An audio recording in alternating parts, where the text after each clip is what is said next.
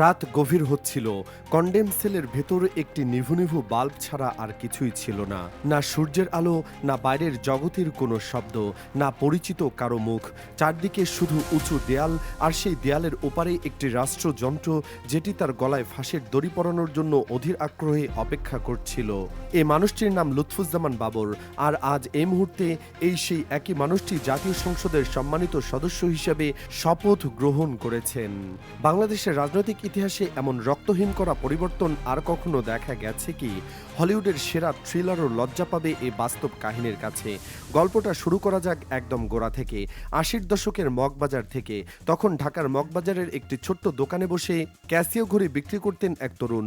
চেহারায় সাধারণত্বের ছাপ, কিন্তু চোখে একটা অন্যরকম দ্যুতি।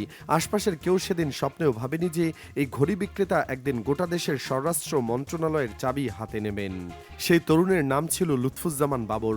সময়ের স্রোত বদলায়, আর সময়ের সাথে বদলে যায় মানুষের ভাগ্য। ৯৯ সালে যখন প্রথমবারের মতো জাতীয় সংসদে পা রাখলেন বাবর, তখন থেকেই তার রাজনৈতিক জীবনের ঘূর্ণিঝড় শুরু হয়েছিল। যদিও সেটা তখনও কেউ বুঝে উঠতে পারেনি। ৯১ থেকে ২০০০ সাল একটানা জনপ্রতিনিধি হিসেবে দায়িত্ব পালন করেছিলেন তিনি। কিন্তু আসল ঘটনার মঞ্চ তখনও সাজানো হয়নি। ২০০১ সাল বিএনপি ক্ষমতায় এসেছে, আর বাবরকে বসানো হলো স্বরাষ্ট্র প্রতিমন্ত্রীর চেয়ারে। এরপর যা ঘটল তা ছিল রীতিমতো সিনেমাটিক। চোখে সবসময় কালো রোদ চশমা, স্পাইকড চুলের স্টাইল, আর হাঁটার মধ্যে এমন একটা ভঙ্গি যেন পর্দা থেকে কোনো অ্যাকশন নায়ক সরাসরি বাস্তবে নেমে এসেছেন। তার কাজের ধরন ছিল সম্পূর্ণ অপ্রচলিত, তার সাহস ছিল প্রশ্নাতীত, আর তার প্রতিটি পদক্ষেপ ছিল এমন যা অন্য সবাইকে অস্বস্তিতে ফেলে দিত। ঠিক এই সময়ে জন্ম নিয়েছিল সেই কুখ্যাত ডায়লগ। ক্যামেরার সামনে দাঁড়িয়ে বাবর তার চিরচেনা ভাঙা ইংরেজিতে ঘোষণা দিয়েছিলেন, we are looking for enemies. শত্রু খোঁজা হচ্ছে। সেদিন দেশজুড়ে হাসির রোল পড়ে গিয়েছিল। সোশ্যাল মিডিয়ায় সয়লাভ হয়ে গিয়েছিল ট্রল আর মিমে। কিন্তু সেই হাসি আজ থেমে গেছে। চুপ হয়ে গেছে সবাই। কারণ বাবর সত্যিই তার শত্রুদের চিনে নিয়েছেন, তাদের মুখোশ খুলে দিয়েছেন, আর তাদের সকল ষড়যন্ত্রকে পায়ের তলায় পিষে আবার মাথা উঁচু করে দাঁড়িয়েছেন। কিন্তু আসলে কে ছিল বাবরের সবচেয়ে বড় শত্রু? রাজনৈতিক বিশ্লেষকদের মুখে একটাই নাম ঘুরে ফিরে আসে, ভারত। ২০০৪ সালের ১ এপ্রিলের সেই রাতের কথা কেউ ভোলেনি। চট্টগ্রামের ইউরিয়া সার ভর্তি বস্তার আড়ালে লুকানো ছিল ১০ ট্রাক অস্ত্র, AK-47 রাইফেল, গোলাবারুদ, এমনকি রকেট লঞ্চার পর্যন্ত। ভারত সরকার সরাসরি আঙুল তুলেছিল বাবরের দিকে। তাদের দাবি ছিল এ মারণাস্ত্র পাচার করা হচ্ছিল ভারতের উত্তর পূর্বাঞ্চলের বিচ্ছিন্নতাবাদী গোষ্ঠীগুলোর হাতে। আর এই পুরো অপারেশনের মাস্টার মাইন্ড ছিলেন স্বয়ং লুৎফুজ্জামান বাবর। সেই রাত থেকে দিল্লির গোয়েন্দা সংস্থাগুলোর নজরদারির তালিকায় বাবরের নাম উঠে গিয়েছিল একেবারে শীর্ষে। ভারতের আশঙ্কা ছিল গভীর। তারা মনে করত বাবরের পরিকল্পনা ছিল তাদের 7 সিস্টার্স, সেই 7টি রাজ্যকে এমনভাবে অস্থিতিশীল করে দেওয়া যাতে ভারত নিজের ঘরে আগুন নেভাতে ব্যস্ত থাকে, আর বাংলাদেশের দিকে ফিরে তাকানোর ফুসরাত না পায়। যদি এই কৌশল সফল হতো, তাহলে সেটা হতো এক অভূতপূর্ব মাস্টার স্ট্রোক, ভূরাজনীতির দাবা খেলায় এক অপ্রত্যাশিত চাল। কিন্তু নিয়তির লেখা ছিল ভিন্ন। 1/11 এলো ধ্বংসের ঝড়ের মতো। তত্ত্বাবধায়ক সরকার ক্ষমতা নিল, আর বাবরের উপর নেমে এলো অমানিসার কালো মেঘ। যৌথ বাহিনী তাকে তুলে নিয়ে গেল। শুরু হলো একের পর এক রিমান্ড, নিরবচ্ছিন্ন জিজ্ঞাসাবাদ, শারীরিক আর মানসিক নির্যাতনের এক ভয়াবহ চক্র। কিন্তু বাবর ভাঙলেন না। শক্ত মাটিতে যেমন পেরেক ঢোকানো যায় না, তেমনি কোনো চাপই তাকে নুইয়ে দিতে পারল না। তারপর পরিস্থিতি আরও অন্ধকারের দিকে মোড় নিল। ২০০৮ সালে আওয়ামী লীগ সরকার ক্ষমতায় আসতেই বাবরের উপর শুরু হলো মামলার পাহাড় চাপানোর খেলা। গ্রেনেড হামলা মামলা, 10 ট্রাক অস্ত্র মামলা, একটার পর একটা ভয়ঙ্কর অভিযোগ এনে তাকে কোণঠাসা করে ফেলা হলো। আর তারপর এলো সেই চূড়ান্ত আঘাত। আদালতের মুখ থেকে উচ্চারিত হলো ফাঁসির আদেশ।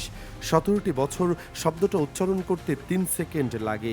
কিন্তু বাস্তবে এই সময়টা কাটানো মানে কি তা কেবল সেই জানে যে অন্ধকার কনডেম সেলের ঠান্ডা মেঝেতে শুয়ে ছাদের দিকে তাকিয়ে দিন গুনেছে, যেখানে রোদের স্পর্শ নেই, প্রিয়জনের কণ্ঠস্বর নেই, শুধু একটি মৃদু বাল্বের আলো ছাড়া চারদিকে শুধুই অন্ধকার আর নীরবতা।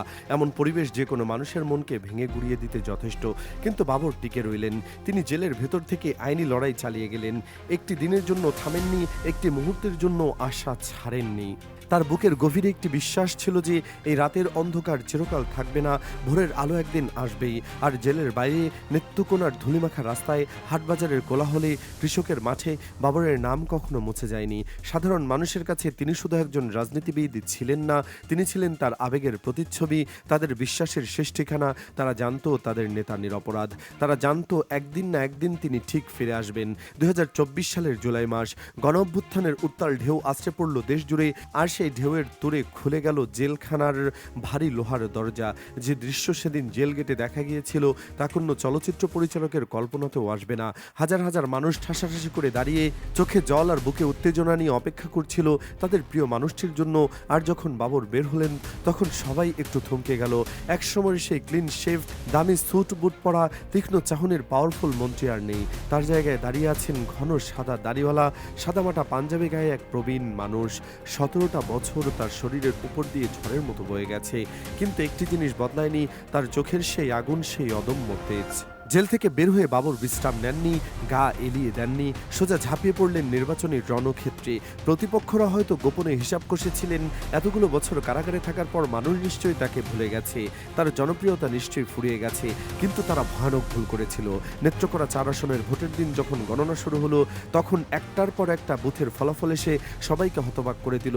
ধানের শীষ প্রতীকে ভোট পড়েছে তো পড়েছেই, যেন নদীর বাঁধ ভেঙে জলের স্রোত এসে সব ভাসিয়ে নিয়ে যাচ্ছে। চূড়ান্ত হিসাবের ব্যবধান দাঁড়ালো 1,02,142 ভোট। এই সংখ্যাটা কোনো সাধারণ পরিসংখ্যান নয়, এটি একটি গর্জন, একটি প্রবল প্রতিবাদ, জনগণের পক্ষ থেকে দেওয়া এক অখণ্ডনীয় রায়। এবার সবার মনে একটাই জিজ্ঞাসা ঘুরপাক খাচ্ছে, বাবর এবার কি করবেন? সেই পুরনো লুকিং ফর এনিমি স্লোগান নিয়ে আবার কি প্রাসঙ্গিক হয়ে উঠবেন? ভারতকে আবার অস্থির হয়ে পড়বে তার প্রতিটি নড়াচড়ায়? দিল্লির নীতি নির্ধারকরা নিশ্চয়ই এই মুহূর্তে নড়ে চড়ে বসেছেন। তারা ভালো করেই জানেন বাবর ভয় পাওয়ার মানুষ নন। 2004 সালে 10 ট্রাক অস্ত্রের ফাইল এখনও তাদের মাথা ব্যথার কারণ। যদি বাবর আবার সেই পুরনো কৌশলের দিকে হাত বাড়ান, যদি ভারতের 7 সিস্টার্স নিয়ে তার সেই পরিকল্পনা পুনরায় সক্রিয় হয়, তাহলে দিল্লির ক্ষমতা কেন্দ্রে ঘুমের ব্যাঘাত ঘটবে, এটুকু নিশ্চিত। তবে বাবর নিজে এখন পর্যন্ত কোনো উস্কানিমূলক বক্তব্য দেননি। তিনি শান্ত গলায় বলেছেন তিনি এসেছেন দেশের সেবায়, জনগণের কল্যাণে, কোনো ব্যক্তিগত প্রতিহিংসা চরিতার্থ করতে নয়। কিন্তু তার সেই পুরনো উক্তি এখন একটি সম্পূর্ণ নতুন মাত্রা যুক্ত করেছে। We are looking for enemies. এই কথাটি এখন আর কৌতূহলের বিষয় নয়, এটি একটি সতর্কবাণী। দেশের বিরুদ্ধে যারা ষড়যন্ত্র বনে, যারা ক্ষতি করতে চায়, তাদের উদ্দেশ্যে এটি একটি বার্তা। রাজনৈতিক পর্যবেক্ষকরা বলছেন এবারের বাবর আগের বাবর নন। 17 বছরের কারাজীবন তাকে পুড়িয়ে খাঁটি সোনায় পরিণত করেছে। তিনি ক্ষমতার চূড়ায়ও দেখেছেন, আবার ফাঁসের আসামের অন্ধকার কুঠিরেও দেখেছেন। এই দুই চরম বিপরীত অভিজ্ঞতা তাকে এমন এক রাজনীতিবিদে পরিণত করেছে যাকে কেউ সহজে চ্যালেঞ্জ করার সাহস দেখাবে না। বাবরের জীবন কাহিনী থেকে রাজনীতির মাঠের প্রতিটি খেলোয়াড়ের শেখার আছে অনেক কিছু। জনগণের ভালোবাসা যে পৃথিবীর সবচেয়ে শক্তিশালী ঢাল, বাবর তা প্রমাণ করেছেন। শত ষড়যন্ত্রের ঝড়ও সেই ঢাল ভেদ করতে পারেনি। হাল না ছাড়ার যে দুর্দমনীয় মনোবল, 17টি বছর ধরে তিনি সেটি বহন করেছেন বুকের ভেতর। একটি দিনের জন্য আশার শিখা নিভতে দেননি। আর সাহস, সেই অপরিসীম সাহস যা তাকে দিয়ে সবসময় সঠিক বলে বিশ্বাস করার পথে হাঁটিয়েছে।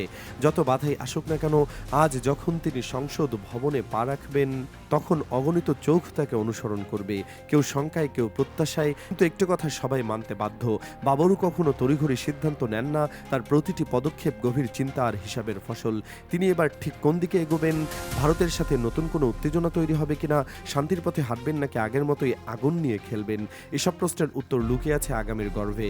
তবে একটি বিষয়ে কোনো সন্দেহ নেই, বাবর যতক্ষণ রাজনীতির মাঠে আছেন ততক্ষণ কখনোই এই মাঠ একঘেয়ে হতে পারে না।